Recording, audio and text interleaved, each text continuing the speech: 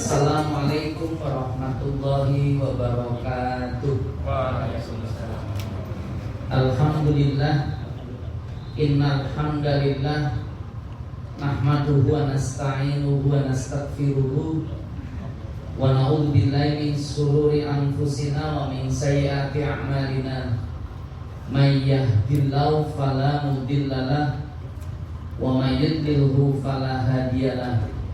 Asyhadu an la ilaha illallah wa asyhadu anna Muhammadan abduhu wa rasuluh. Allahumma shalli wa sallim ala Muhammad wa ala alihi wa ashabihi ajmain. Wa qala Allah ta'ala fi kitabihil karim, a'udzu billahi minasy syaithanir rajim, wa la taqulu liman yuqtalu fi sabilillahi amwat bal ahya'u walakin la tashkurun. Wa qala nabiyuna Muhammad sallallahu alaihi wasallam, innama bu'istu li utamima makarimal akhlaq. Sadaqallah wa sadaqa Muhammad sallallahu alaihi wasallam. Alhamdulillah, satu pesan mulia yang sesungguhnya menjadi awal pembuka dalam surah Al-Fatihah. Alhamdulillahi Rabbil Alamin. Kalimat yang kita sering sebut dengan hamdalah. Ini kata yang sesungguhnya dituntunkan oleh Allah tentang bagaimana ucapan untuk memuji Allah, ucapan pujian, dan pujian teragung itu ya alhamdulillah. 3 kosakata di dalamnya dulu pernah saya sampaikan dan mengingatkan kembali. Yang pertama adalah hamdun, yang kedua li, yang ketiga adalah lafzul jalalah Allah subhanahu wa ta'ala. Hamdun itu artinya pujian. Dalam kaidah bahasa Arab, dalam kata hamdalah itu diawali dengan alhamdu. Kalau ada awalan gak boleh ada tanwin, sama-sama bentuk isim itu. Hamdun, alhamdu. Al di sana dimaknai al-istighraq, yang pesan artinya adalah semuanya, seluruhnya tanpa ada pengecualian. Jadi kalau hamdun itu artinya pujian, mendapatkan awalan itu dimaknai dengan segala pujian. Jadi semua pujian. Li itu harfun bijar yang artinya untuk, bagi, kepada, milik. Siapa?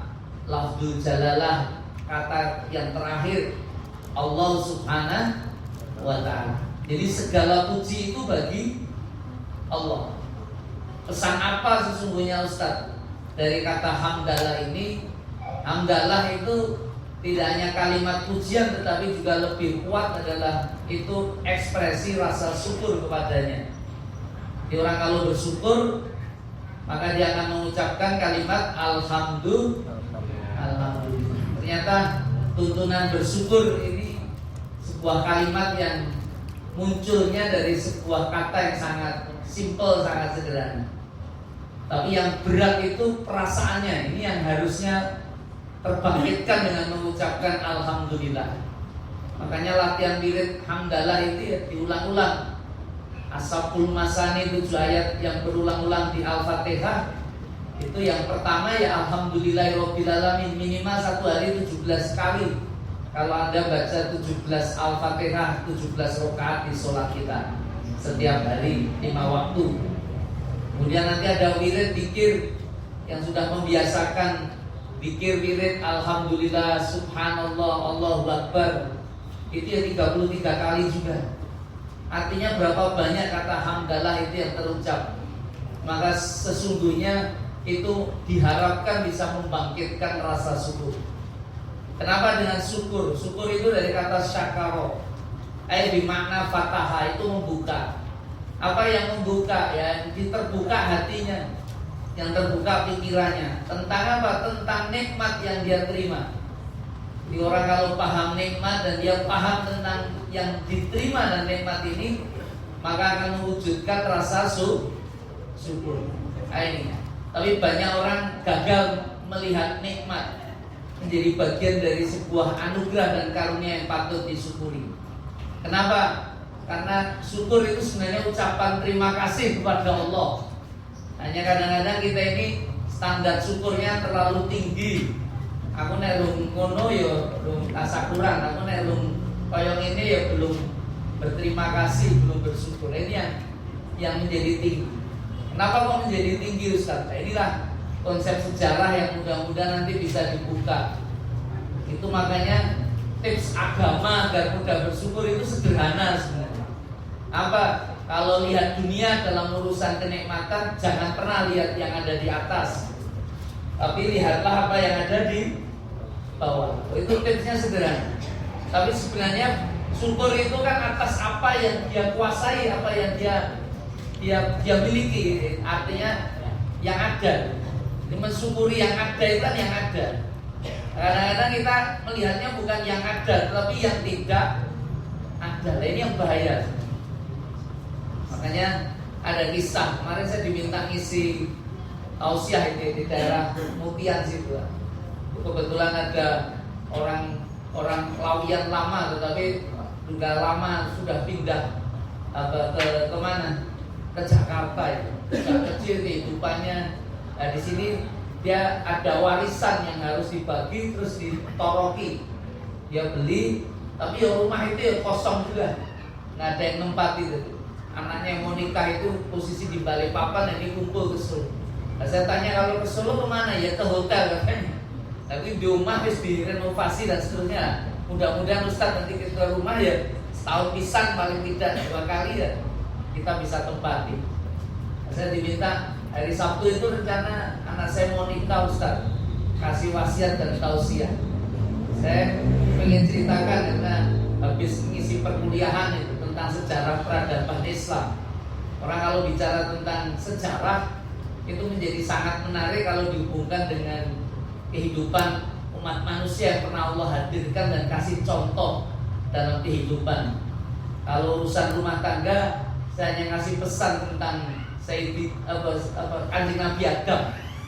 Adam itu kan diciptakan oleh Allah kan betul-betul dari sesuatu tidak ada menjadi ada, dengan sebuah proses yang didetailkan betul dalam kitab suci Al-Quran. Tetapi konsep kerja Allah ya kun fayakun, jadi maka jadilah. Jangan bertanya ibunya Adam sopo, bapak Adam siapa, itu betul. Tapi yang menarik adalah ketika Adam hidup dalam kesendirian. Adam itu ternyata oleh Allah, nanti kalau buka di kitab-kitab tafsir ceritanya penuh itu. Banyak kisah-kisah yang disampaikan, baik itu Israiliyah ataupun juga penjelasan-penjelasan dari baginda Nabi Muhammad sallallahu alaihi wasallam. Adam seorang itu ternyata dia kesepian, dia butuh teman.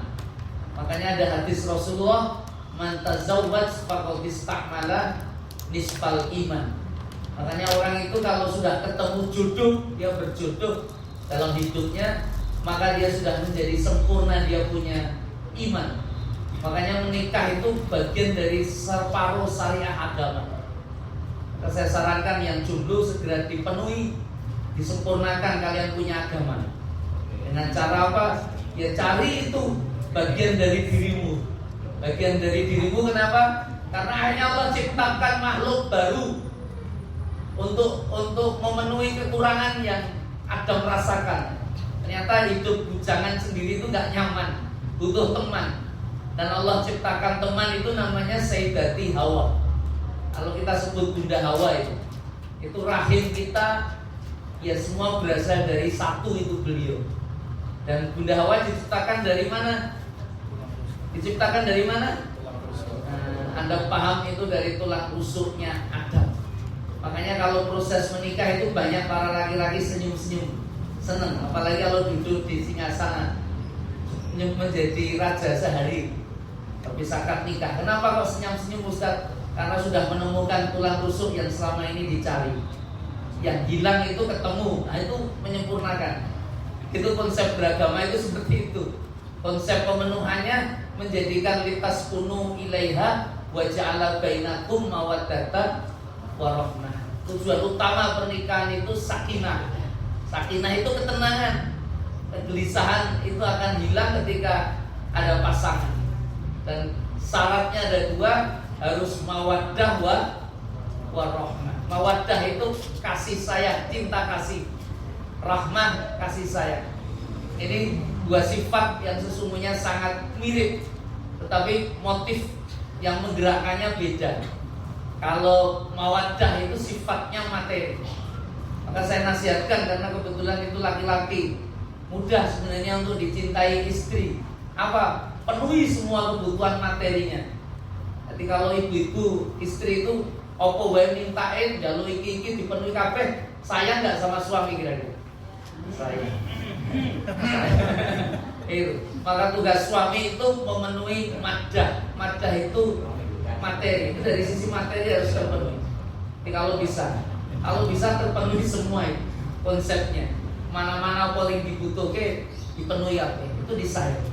Maddah itu konsepnya adalah materi. Tetapi kalau hanya sekedar materi itu ya berbahaya. Saya sering sampaikan itu kalau di tausiah pernikahan, saya paling benci dengan syair lagu dangdut. Ada uang abang disayang, tak ada uang abang diapakan kira-kira itu? Oh, ditendang gitu. Lagu itu. Teorinya kalau orang nyanyinya seperti itu berarti cintanya ya hanya maddah, belum sempurna terikat dengan rahmah. Rahmah itu kasih sayang. Ini yang membedakan dengan maddah. Kalau rahmah itu diambil dari kata rahman, dari rahim. Itu kasih sayang. Dan cinta kasih, kalau Anda mau belajar tentang kasih sayang, cinta kasih model ini, belajarlah dari ibu yang punya rahim yang dititipi anak bayi.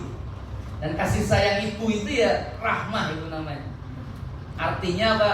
Itu teorinya jadi tidak berlaku kalau hanya maddah ya tadi. Makanya kalau nikah itu hanya sisinya sisi materi ya, begitu memang gak ada materi betul, bubar itu pernikahan. Tapi ternyata di Islam tidak.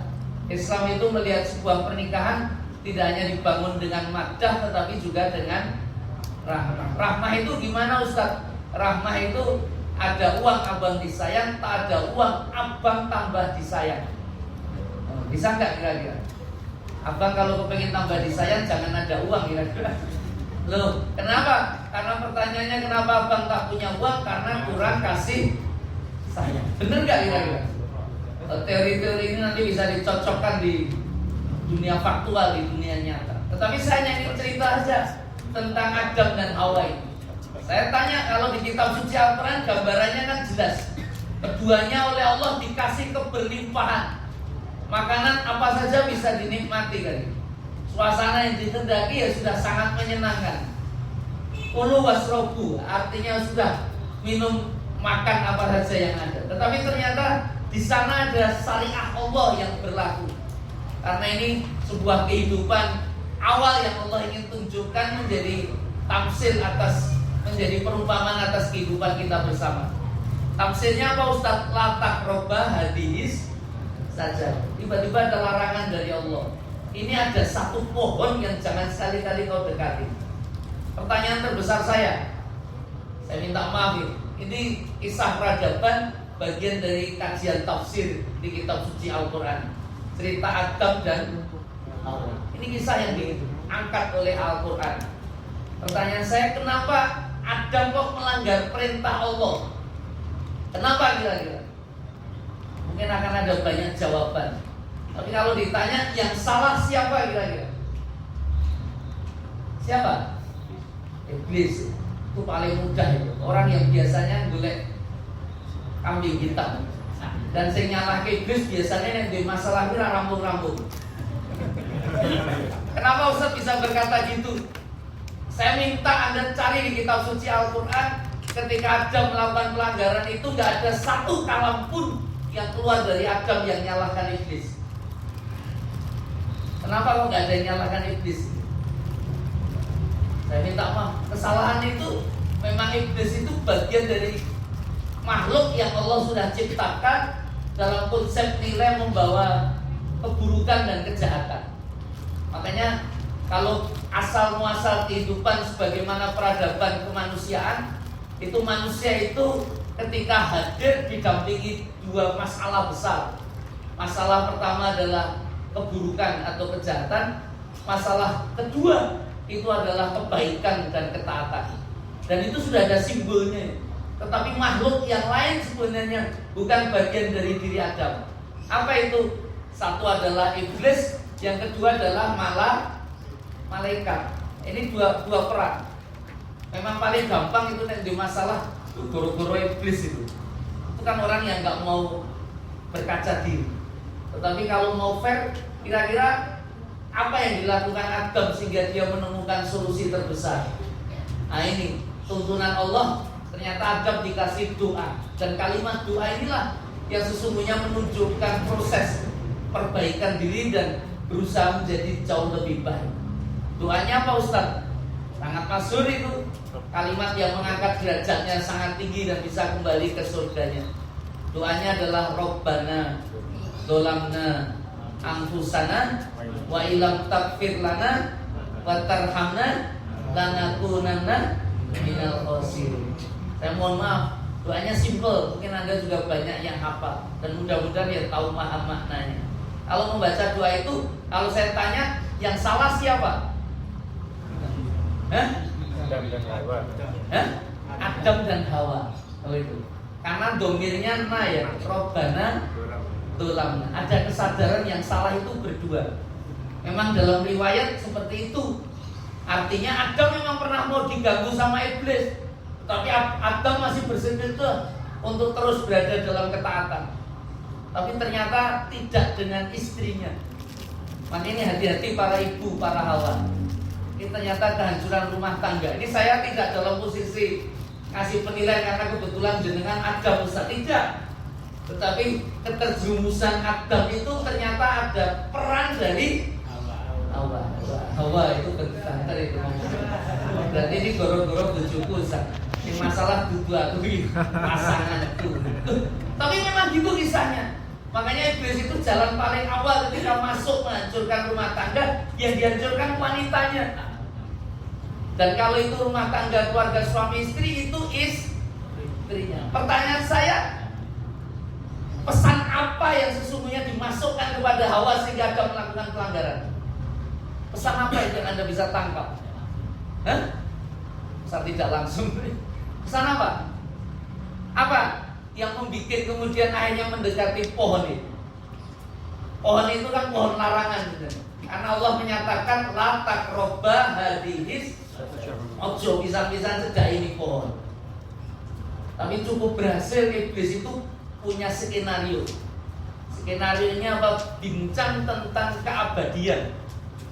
Makanya akhirnya pohon itu dikenal dalam dunia ajaran kita disebut Sajaratul Khuldi. Khuldi itu artinya apa? Keabadian. Khalidina fiha abad. Khuldi itu keabadian. Saya tanya, ada nggak pohon keabadian itu? Ada nggak? Nggak ada. Berarti ini memang, kalau Anda mengatakan kenapa Adam itu diusir dari surga atau keluar dari surga makan pohon khuldi, pertanyaan saya, ada nggak pohon khuldi itu? Ada nggak? Pohon ketika Anda memakan, hidup Anda jadi bahagia, ada nggak? Jadi abadi, ada nggak? Yang abadi itu milik siapa? Milik Allah Subhanahu wa Ta'ala. Keabadian itu milik Allah. Itu tidak bisa diperoleh dengan makanan, dengan minuman, dengan maliyah secara materi yang Anda bisa saksikan ini. Tidak bisa. Tetapi itulah saat ketika Hawa dalam sebuah posisi tertentu, apa sesungguhnya yang kurang dari Hawa kira-kira? Semuanya sudah tercukupi, terpenuhi dengan nikmat yang ada, tiba-tiba punya keinginan untuk lebih dari sesuatu yang sebenarnya bukan bagian dari wilayahnya. Saya minta maaf ibu-ibu. Ini bercerita tentang apa sesungguhnya Ustaz? Bercerita tentang ketidakbersyukuran. Ya Pak ya kira-kira? Apa yang ada? Kenapa masih kurang ya? Kan urusan abadi sebenarnya urusan Allah. Tapi ternyata itu menjadi tuntutan. Dan ini bahaya. Maka ada satu kitab itu tentang trik-trik iblis. Bahasanya trik-trik iblis. Ketika harus menghancurkan rumah tangga muslim, itu masuk di awal itu masuknya melalui pintu istri wanita yang ada di rumah. Ketika apa? Ketika tidak merasa puas atas apa yang dibawa oleh suami. Saya minta maaf. Makanya para suami itu paling seneng, paling demen kalau istrinya berapapun yang dia bawa dari pekerjaan, dari penghasilannya dikasihkan, istrinya jawab alhamdulillah. Alhamdulillah dengan perasaan syukur ya. Alhamdulillah sambil merengut. Karena bahasa hamdalah itu harusnya kan ekspresi syukur. Ketika sang istri sang suami masih bertanya, iso cukup bu untuk sensasi? Insya Allah dicukup-cukup gitu. Seneng gak gitu? Makanya tanya laki-laki paling seneng itu punya istri yang kona'ah. Tahu kona'ah? Kona'ah itu apa? Nerimo ing pandung. Dapat berapapun alhamdulillah. Loh itu betul. Tapi ketika tidak muncul yang seperti itu, berapapun dikasih suami tak merasa cukup, kira-kira gimana itu para suami? Kemerungsung, gelisah. Menengah susah itu. Dia sudah bekerja, sudah berjalan. Saya kemarin ada kasus ini hal-hal yang nyata dalam kehidupan. Itu betul. Ada istri itu yang tidak terima dengan penghasilan sang suami. Warga muda. Akhirnya dia bersikeras, saya harus kerja. Saya tolong, saya bantu. Alasan awalnya bantu mau kerja. Dan ternyata betul. Dia bisa masuk satu pekerjaan yang begitu masuk sampai dia pulang karena sistemnya borongan ya. Borongan apa Ustaz? Kerjakan gantung bikin mie. Itu produsen yang memenuhi kebutuhan mie gacuan. Itu ternyata ada pabriknya. Tahu mie gacuan ya? Pak saya malah promosi. Tapi namanya tidak afdol itu. Dan belum dapat sertifikasi halal dari MUI. Goro-goro urusan jeneng. MUI itu serius. Maka kowe nek mangan gacuan jadi masalah. Gacuan itu istilah. Karena jadi donga. Foto-foto ngeki mie kan kowe becik mie apa? Swarga. Mie swarga, mie barokah, mie. Ya Pak ya, sponsori Miraja. Mio gacuan. Terus nama menune kan nama-nama setan. Itu jenengan ketika makan sadar gak itu kira-kira? Hah? Sadar gak? Pernah makan? Oh belum pernah. Loh ini enggak istilah. Saya dapat cerita itu betul. Itu ternyata itu salah satu, saya nggak ngerti apa dia yang mensuplai mie-nya ya. Tapi yang produksi punya mesin sendiri. Karyawannya itu 20 dalam proses produksi. Nah yang menarik, itu pekerja itu begitu masuk sudah dapat borongan 200 kg gandum yang nanti diolah jadi mie. Jadi satu orang itu kerjakan sampai 200 kg. Pertanyaannya, setiap 1 kilo itu ternyata hitungan borongannya Rp1.000. Berarti sekali pekerjaan pulang penghasilannya berapa? 200.000. Terbayang, kowe kerja sedina 200.000, nyenengin apa mboten? Dhuwur apa mboten? Tapi suaminya tidak terima. Kenapa tidak terima? Bagaimana terima Ustaz? Kuwi 200.000 mulih kuwi kerjane 18 jam. Oh terbayang, hidup kita ini berapa satu hari? 24 jam. Kita kerja 18 jam berarti mulai kira-kira jam piro? Ini sampai malam-malam gitu. Sampai jam 12, jam 11. Itu bojo-bojo sing jemput karyawan wedok-wedok iki sampai ngomong, "Bu, wis rasa turun ning pabrik sisan lho." Memang godhet 200.000. Tetapi kemudian ada banyak hak yang hilang. Loh ini menarik untuk direnungkan. Itu sesuatu yang kadang-kadang tidak pernah dihargai, tidak pernah dilihat, dan itu bisa menjadi sumber konflik. Makanya istri itu kalau mau bekerja itu harus seizin suami betul. Seizin suami.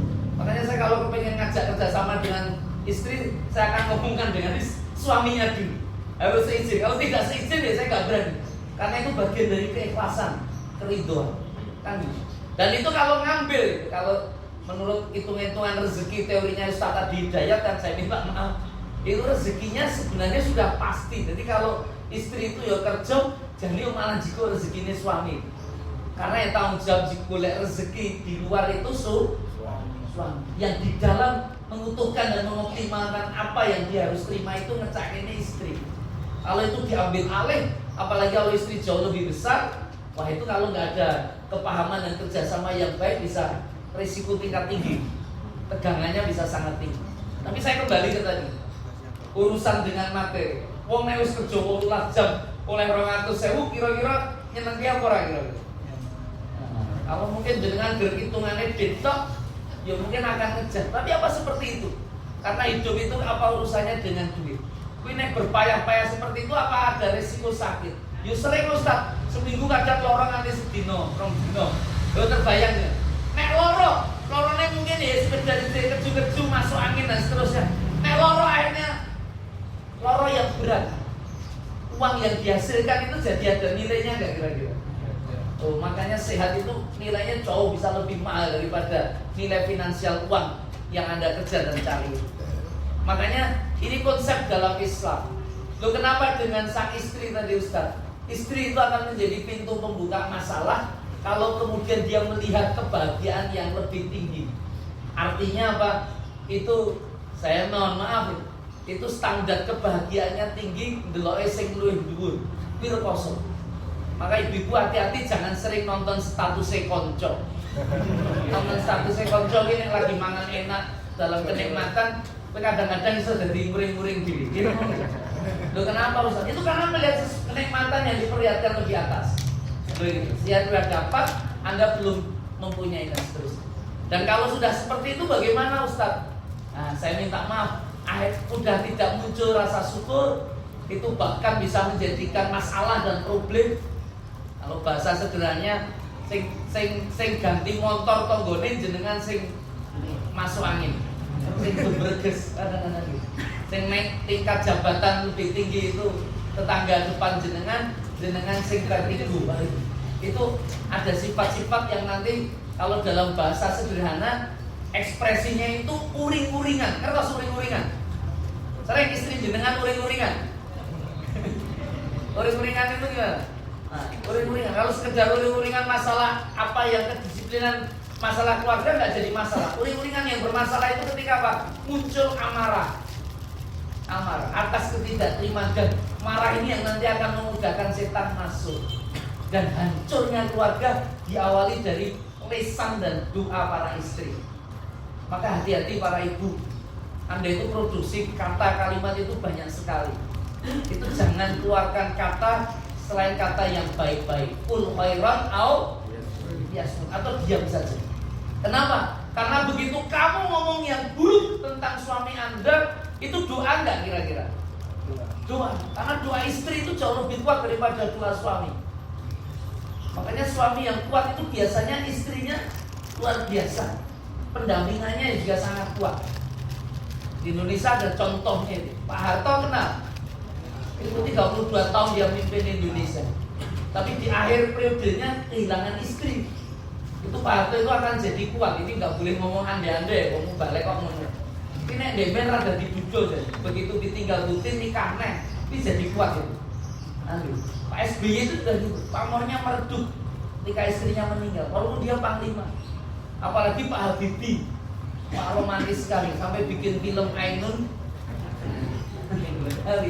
Itu makanya laki-laki itu kalau sudah ditinggal istrinya, pasangannya, itu ada problem.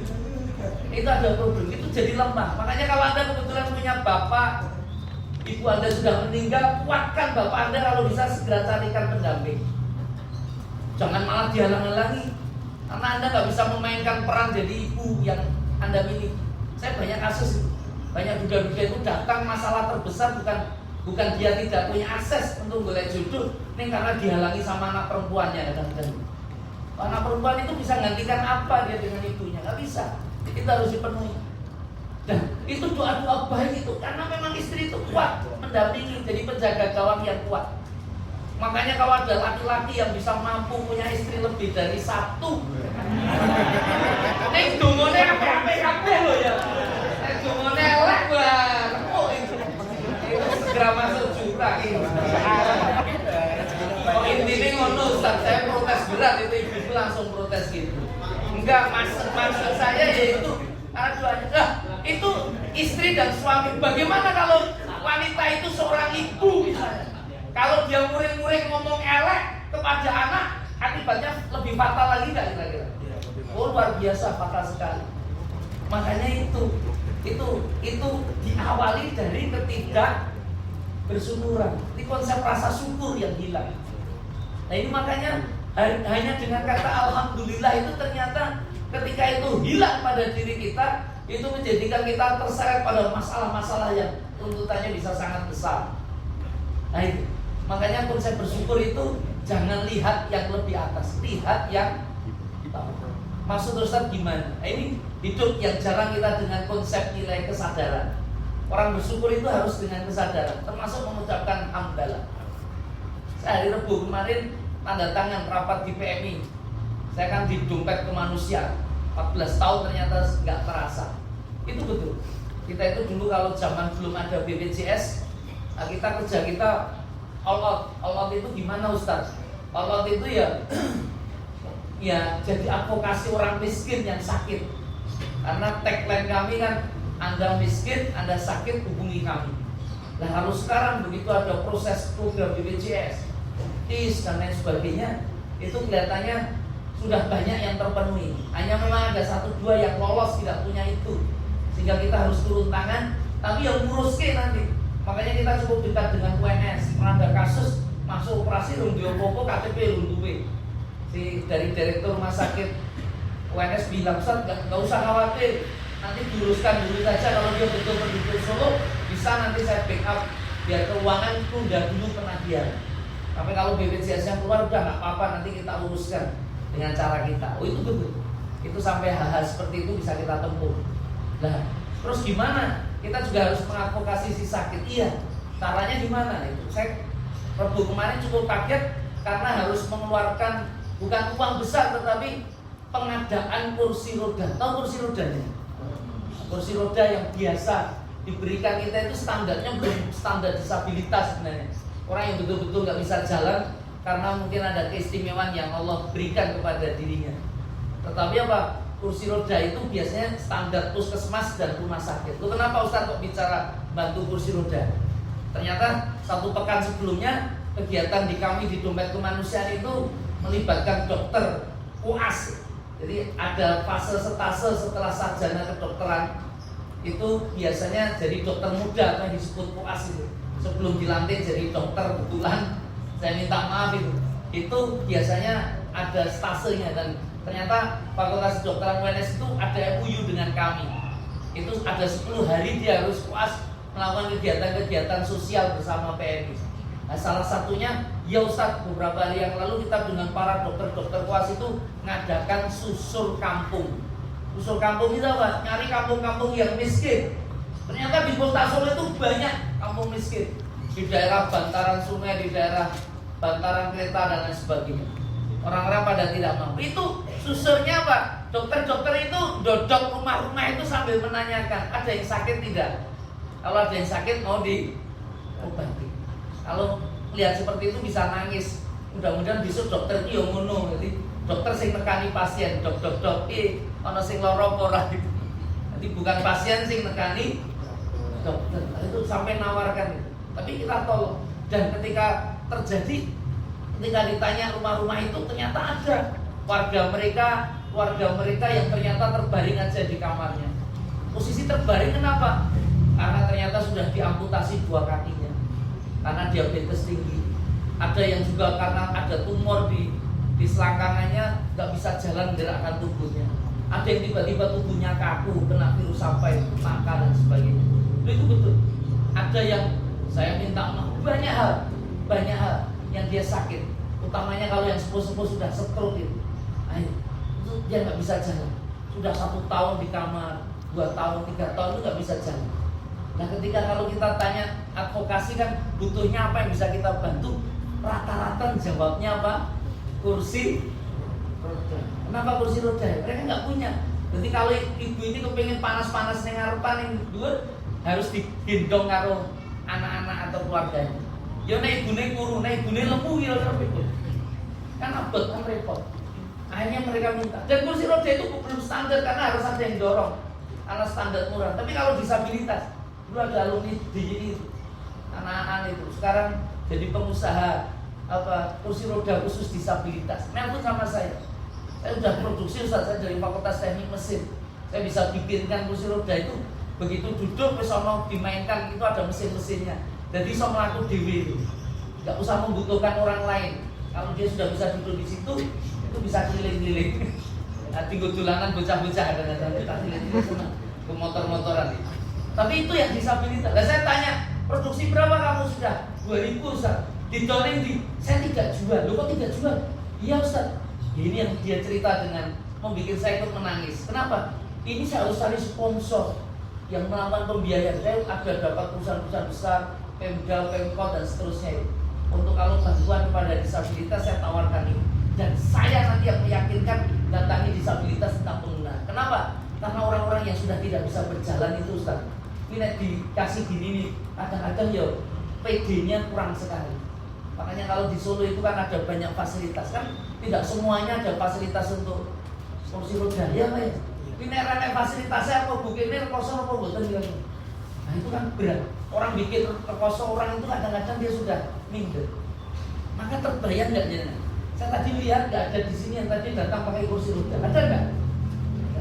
Terbayang nggak ketika Anda jalan kaki? Anda jalan kaki, Anda ketika mengangkat kaki Anda, mengayunkannya, meletakkan kembali satu langkah, saya minta maaf. Itu kalau yang Anda lihat, saudara-saudara saya yang saya tanda tangani sampai 18 orang itu, saya perlihatkan mereka yang sudah berbulan-bulan gak bisa jalan itu, yang mereka butuh alat bantu itu. Kira-kira apa makna Anda bisa melangkahkan kaki? Kebersyukuran. Tapi banyak di antara kita melakukan amal itu tanpa kesadaran.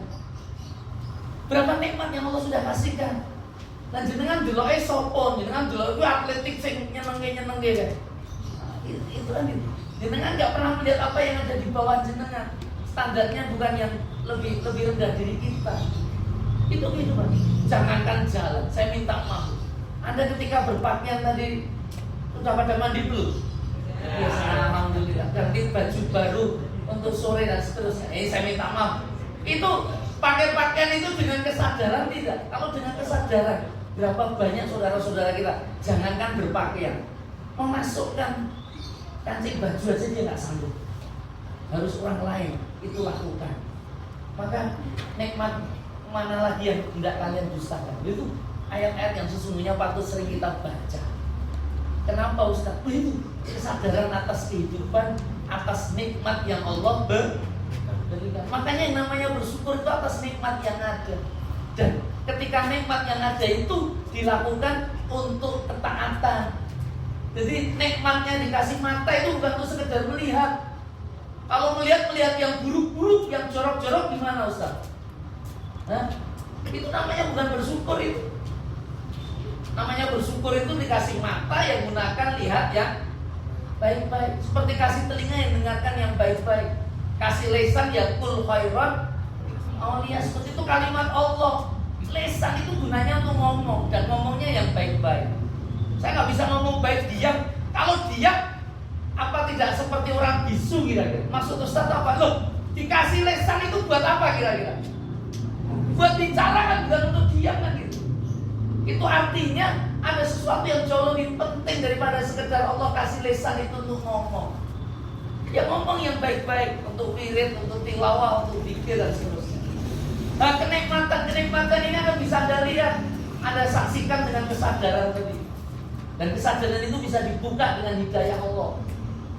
Itu betul, Allah risau. Itu sebuah hidayah yang nanti memang akan kita kejar, kita cari, dan Allah akan anugerahkan, Allah beri. Makanya hari-hari ini menarik Bapak Ibu. Saya mohon maaf, dalam satu pekan ini lebih saya menyaksikan beberapa kali tayangan para mu'alaf bercerita. Hari ini itu hampir 95% mu'alaf itu masuk Islam ketika melihat peristiwa Gaza, Palestina. Itu ada apa dengan Gaza dan Palestina? Ini serius saya serius. Kenapa? Banyak orang masuk Islam tidak berdiskusi dan berdialog dengan ustaz, tidak masuk mengikuti pengajian di Islamic Center. Di Australia itu ada yang menarik. Ada 30 ibu-ibu punya komunitas. Mereka nggak ada ustadzahnya. Mereka nggak dekat Islamic Center. Akhirnya kemudian mereka sepakat datang kunjungan ke Islamic Center. 30-nya mengikrarkan 2 kalimat syahadat. Loh kenapa kira-kira? Kenapa kira-kira? Bahasa paling mudah dapat hidayah. Dia ngomong gitu. Paling gampang. Ini kan mesti ono wasilahe hidayah iki teko. Kaya kowe nek bisnis, kowe kok sugih? Ya aku Gusti Allah seneng sama aku, rezekine melimpah. Berhenti sampai di situ kan nggak bisa. Anda trik-trik untuk piye carane wong bisa menghasilkan rezeki besar. Makanya ada kelas kewirausahaan, pelajaran entrepreneur. Saya tanya, rezeki maliyah itu pemberian Allah tidak? Hidayah itu pemberian Allah tidak? Nah, masalahnya jenengan kadang memperlakukan beda antara hidayah dengan finansial rezeki maliyah. Nek maliyah Anda bisa kerja 18 jam ini direwangi mangkat tadi. Anda berangkat jam 7 pulang sampai sore dalam rangka untuk tanggal muda. Kowe nek kerja nek tanggal muda kosong apa mboten ya? Tanggal muda kuwi opo to Ustaz? Itu gajian. Kadang-kadang orientasinya kan hanya finansial. Tetapi saya tanya, kuwi nek ra ngono kira-kira rezeki ya tekan apa ora kira-kira? Nah, tekan karena kita punya keyakinan ini harus diikhtiari, harus dikejar. Lah saya tanya, nek ngejar hidayah iki carane piye? Alhamdulillah Ustaz saya sudah dapat tuh. Dari mana kau dapat? Karena istri saya namanya Mbak Hidayah. Itu dapat itu. Lah caranya dapat hidayah gimana? Dari mana ini orang-orang barat mualaf-mualaf itu tiba-tiba ketemu hidayah Allah masuk Islam? Dari mana? Dari mana? Halo? Masalahnya gimana? Palestina. Palestina itu pemicunya.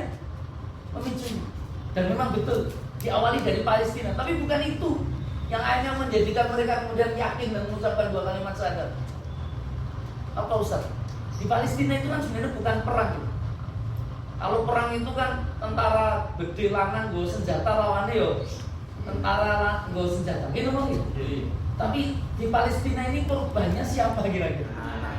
7.000 8.000 itu anak-anak. Orang-orang sipil wanita. Loh kenapa Ustaz? Karena bom-bom itu diarahkan ke masyarakat sipil, ke perumahan, ke rumah sakit.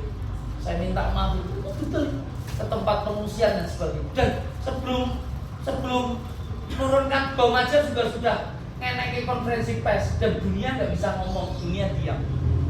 Makanya lebih tepat kepada genosid, pembantaian, pemusnahan. Dan yang mengerikan, ini semua mata dunia melihat. Kenapa? Ini viral. Tapi Israel itu berat hari-hari ini karena selama ini kan negeri ini mengutamakan isu propaganda untuk mengukuhkan keberadaan eksistensi dia. Israel itu pembiayaan tertinggi kan jarane bikin berita-berita bahwa dia itu pembela hak asasi manusia, dia ini negara baik dan mengatakan Palestina, Hamas itu kan teroris dan sebagainya. Tapi hari-hari ini apa yang terjadi kira-kira? Masyarakat dunia bisa nggak bedakan mana yang sesungguhnya teroris kira-kira? Loh, dari mana Ustaz tahu? Itu ternyata media sosial milik mereka saja sekarang digunakan untuk kampanye melawan mereka. Loh, itu betul. 70-80% berita postingan-postingan itu.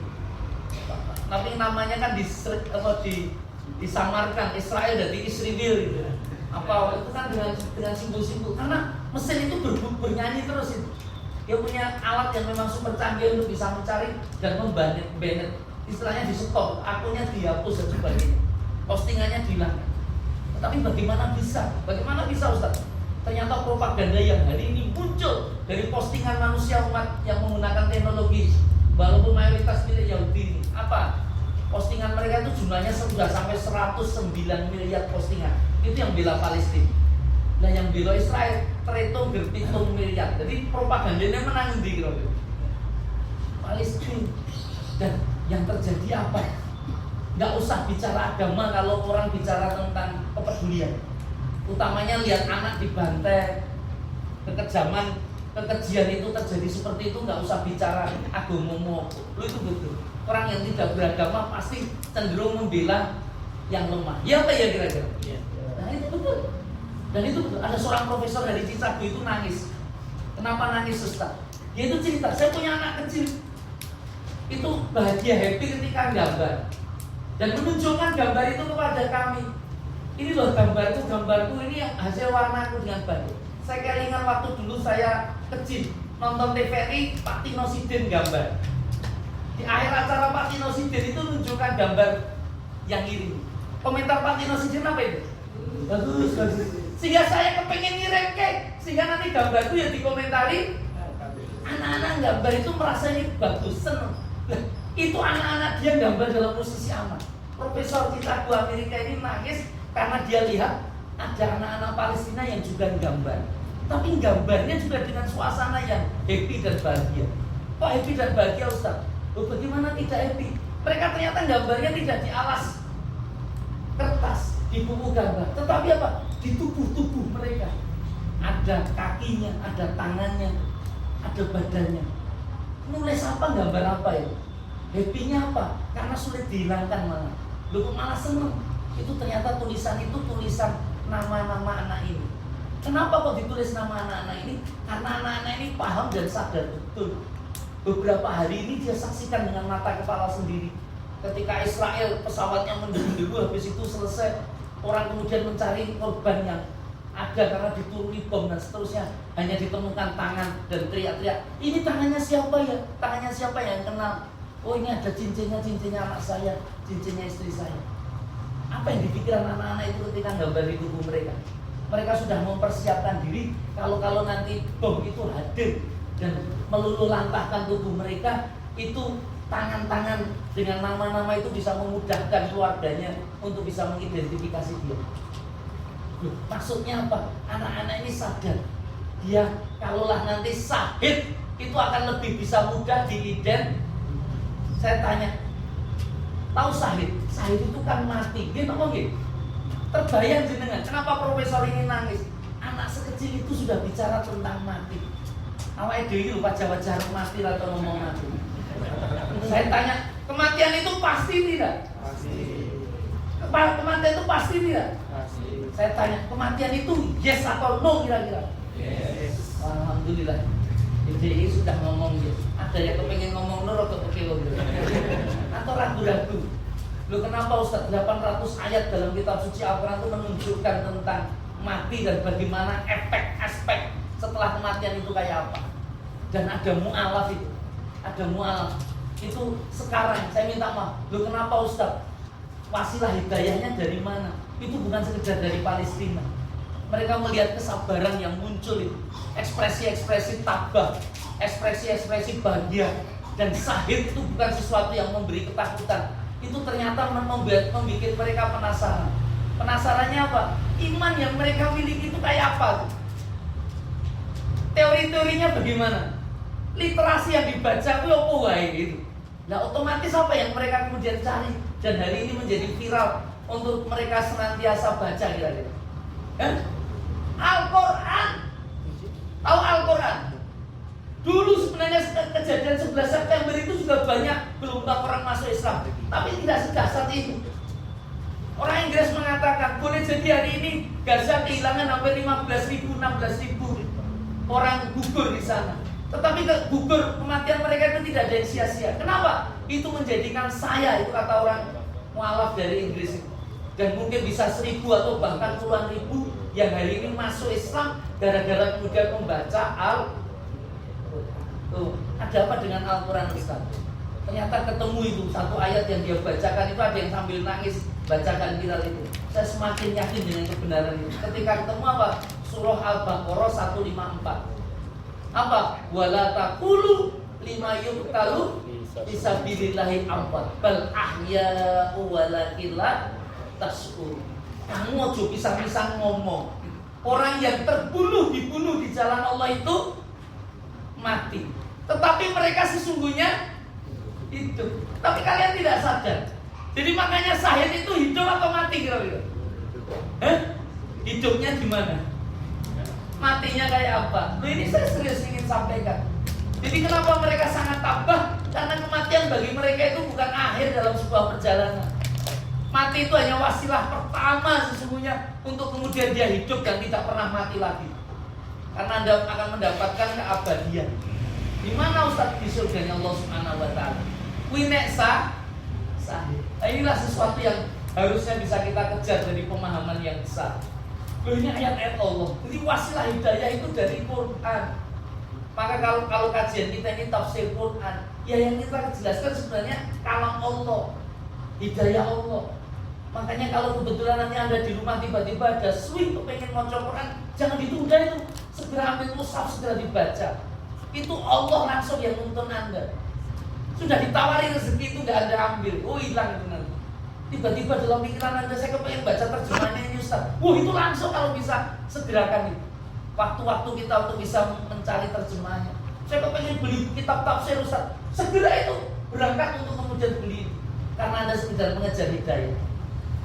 Mahal itu, dapat hidayah dekat dengan Quran. Dan hari ini yang viral di media-media sosial itu orang-orang yang tak beragama, yang nggak kenal Islam, tiba-tiba membacakan ayat-ayat Quran.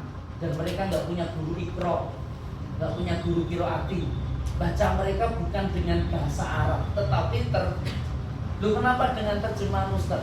Kalau zaman dulu peristiwa orang penasaran lihat Islam, cari Islam, itu harus beli kitab sucinya dengan bahasa terjemahan. Kalau hari ini Anda sudah punya Android, handphone Anda itu sudah ambil Play Store tentang Al-Quran tidak kira-kira? Dibaca apa ya gede peneleng itu? Nah, saya serius. Mereka makanya jadi sangat mudah dapat akses Quran itu. Sangat mudah dapat akses Quran. Dan mereka pelajari sendiri. Dan ketemu ayat-ayatnya dari kita pula Hudalil. Ini bagian petunjuk bagi orang-orang yang bertakwa. Al-Quran itu hidayah, Al-Quran itu petunjuk. Dan kalau Anda ragu-ragu ditantang juga oleh Quran.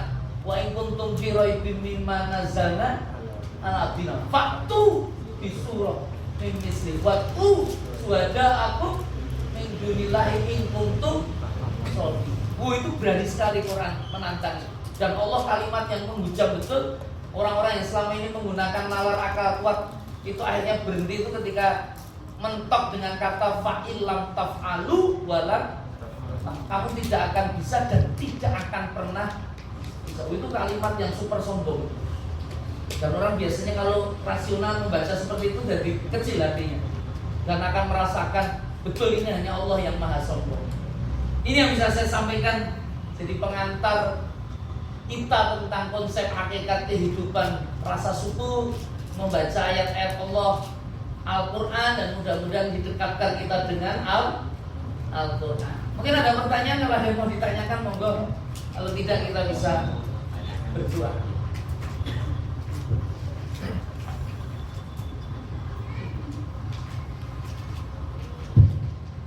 Alhamdulillah, terima kasih pada Ustaz Muhammad atas penjelasan kajian modul pada sore hari ini. Agenda selanjutnya yaitu sesi tanya jawab. Untuk apa itu kita bagi pertanyaan mudah dengan semuanya aja.